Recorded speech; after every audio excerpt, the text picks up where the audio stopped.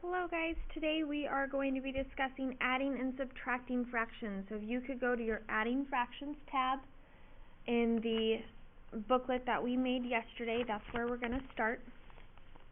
Hopefully adding fractions is a little bit of a review for you from 5th grade, so hopefully I'm not teaching you anything that's too terribly different from that. So we are going to give you an example. So with adding fractions, your first example we're going to do is 3/5 plus 1/4, and we need to do 3/5 plus 1/4. Now there are multiple steps that we have to do in order to do this. Step number 1 is you need to find the least common denominator,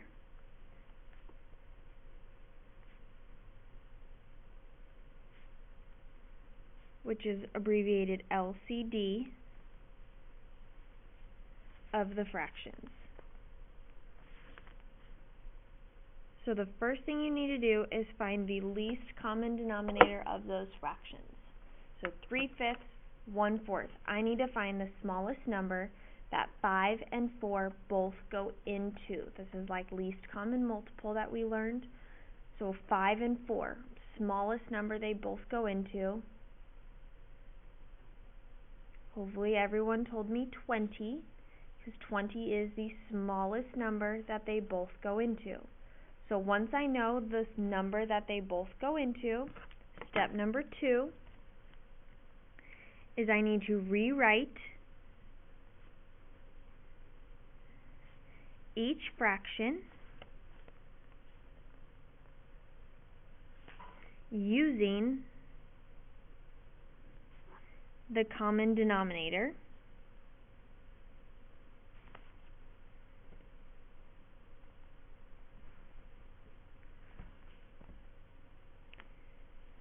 So I need to rewrite each fraction using the common denominator. However, I need to make sure that you don't forget to change the numerator.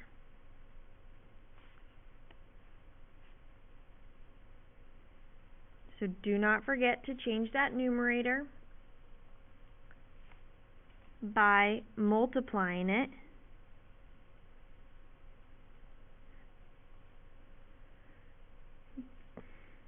by the same number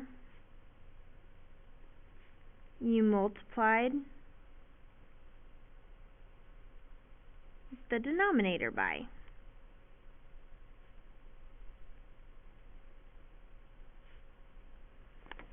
Okay, so you rewrite each fraction using the common denominator. That means I want each of these to change to 20 plus 20. I want that 5 to become a 20. I want that 4 to become a 20. But I have to remember, whatever I do to the bottom, I have to do to the top. So if I multiply 5 times 4 gives me 20, which means I need to do 3 times 4. And 3 times 4 is 12. So I have 12 20ths. I need to do the same thing with the second fraction. 4 times 5 is 20, which means I need to do 1 times 5, and 1 times 5 is 5. So I have 12 20ths and 5 20ths. So that's what that means. Rewrite each fraction using the common denominator. Don't forget you have to change the numerator by multiplying by the same number. That should be a number there. You multiplied the denominator by. Whatever you do to the bottom, you have to do to the top. Step 3, add the numerators.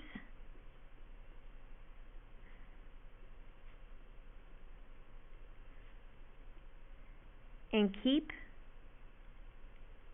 the denominator the same.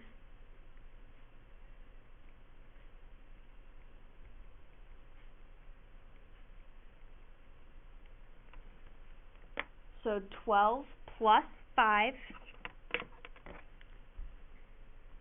is 17, and then I keep my denominators the same, which is 20. So I have 17/20.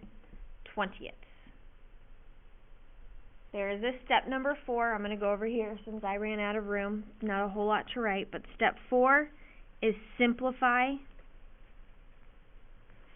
if necessary. So if you have to simplify your answer, make sure you simplify your answer. In this case, 17/20 cannot be simplified, so my answer is 17/20. If I had a problem like 2/5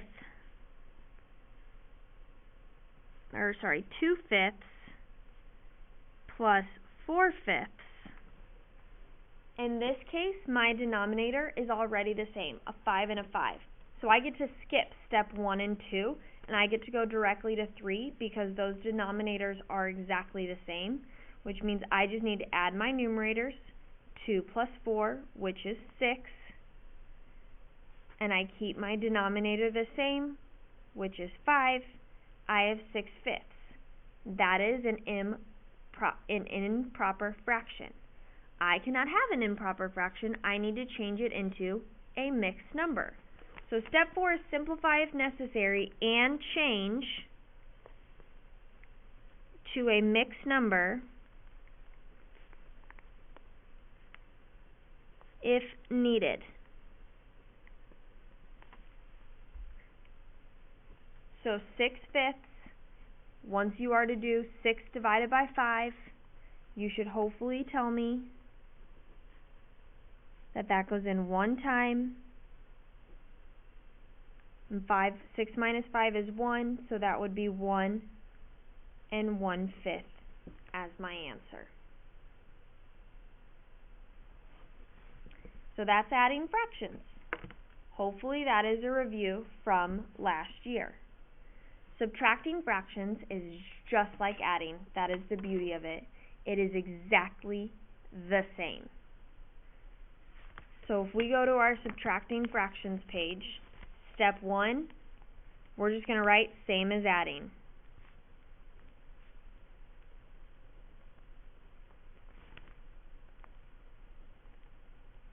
So step 1 is the exact same as adding. Find the least common denominator of your two fractions. So if I give you 2/3 minus 1/2, my first step is to figure out a least common denominator of those two numbers. Of 3 and 2, what is the smallest number 3 and 2 both go into? Hopefully everyone tells me 6, because 3 and 2, the smallest number they both go into is 6. So then step 2 is once again same as adding.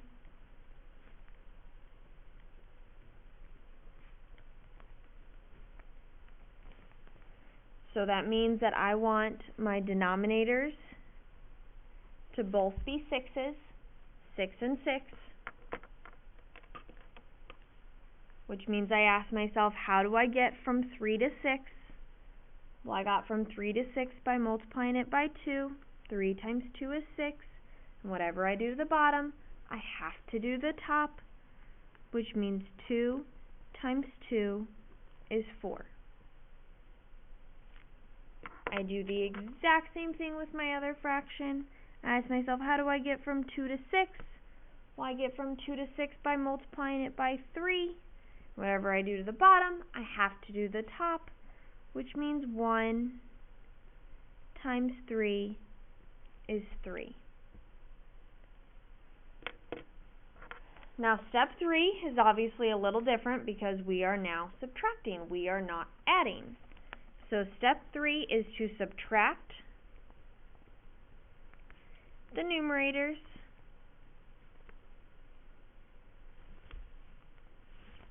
and keep the denominator the same.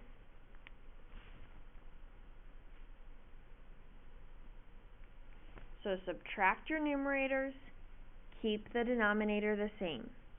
So 4 minus 3 is 1. That's my numerator. Keep my denominator the same, which is a 6. Step 4 is the exact same as adding, but we're going to rewrite it. It is simplify if necessary.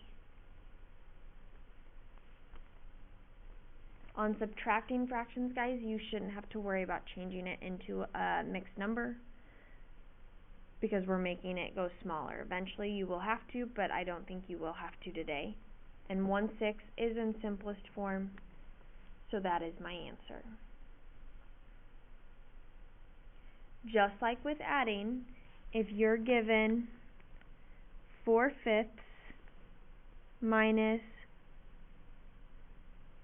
let's do 2/5, because my denominators are already the same, I get to skip step 1 and 2. I do not need to find common denominators because I already have them. So if they are the same, you do get to skip step 1 and 2, which means you can go directly to 3, which says to subtract the numerators. So 4 minus 2 is 2, and keep the denominator the same, so 5 stays the same. Simplify if necessary. 2/5 I do not need to simplify. So that right there is how you add and subtract. They are exactly the same. One you add, one you subtract. It just depends on the operation that you guys are doing.